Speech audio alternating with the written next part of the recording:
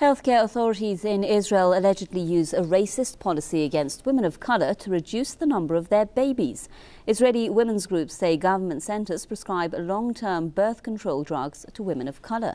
Medical centers use the contraceptive Depo-Provera as a birth control method. A recent report says 57% of Depo-Provera users in Israel are women of color, while they make up less than 2% of the total population. Reports show people of colour in Israel face widespread discrimination in work, housing and education. Randy Short with the Dignity, Human Rights and Peace Organisation is with me now via Skype from Washington. Let's get his thoughts on the situation there. Mr. Short, thank you very much for being with us.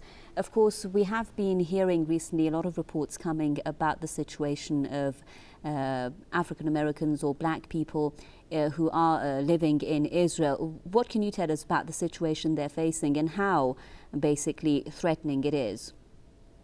Well, the situation is that you've got a contradiction. You have people, the Ashkenazi, who are descendants of the Khazars who dominate Israel, who were converts to Judaism, and at the same time you have people who are the original descendants of the people who lived in Palestine, who live in Ethiopia and other places, trying to return to Israel.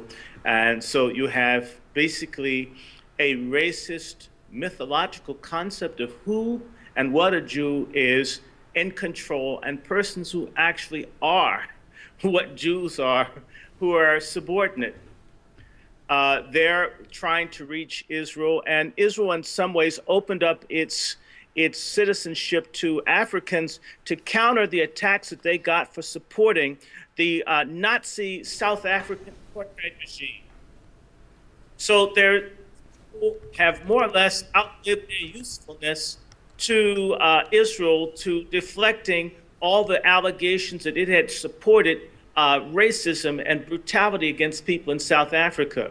After all, we need to remember that Israel was established following the Holocaust, and there's been this big push to make certain that they got this land and other things because they had been persecuted everywhere, more or less based on moral suasion. So Israel faces the challenge that it needs to show that it's a moral nation on a certain level to exist, because it was created as a homeland for Jews. And so this issue of racism, now that they have blacks, I have a friend, Cynthia McKinney, when she was in jail trying to make a Gaza boat lift, the jails are full of Africans. They've got a prison camp in Sinai. There were riots last year. You have people like Avigdor Lieberman, who's disgraced himself, but you have very racist people in the Knesset who hate blacks, who hate Africans, and many people are not aware, but one of the greatest Jewish scholars, Maimonides, felt that people who were black were essentially apes or just above monkeys. This is the most revered person in modern Judaism, doesn't even see blacks as humans.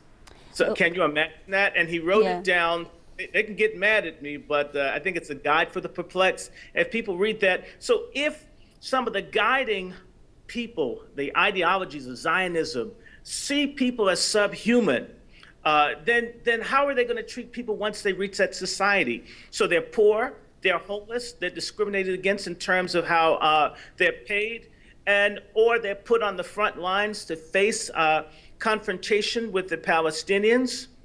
Right, and Mr. Short, if I could just jump in here quickly because we're short of time. We're now hearing, according to statistics, that about 60,000 African immigrants are in Israel, and most of them are coming from countries like South Sudan, Eritrea, the Ivory Coast, Congo, and these are, of course, countries which do have a lot of problems. They're basically trying to flee the situation of the violence in their own country. But what is the fate of these, what Israel calls infiltrators? I'm quoting, what will be their fate? A lot of them are in prison, and a lot of them are waiting to be thrown out of Israel as well. Some of them are getting their organs harvested and other things that are happening to them. But I want to say in Congo, Israel gets the diamonds. A lot of these countries are being looted by Western nations, and Israel is a part of it.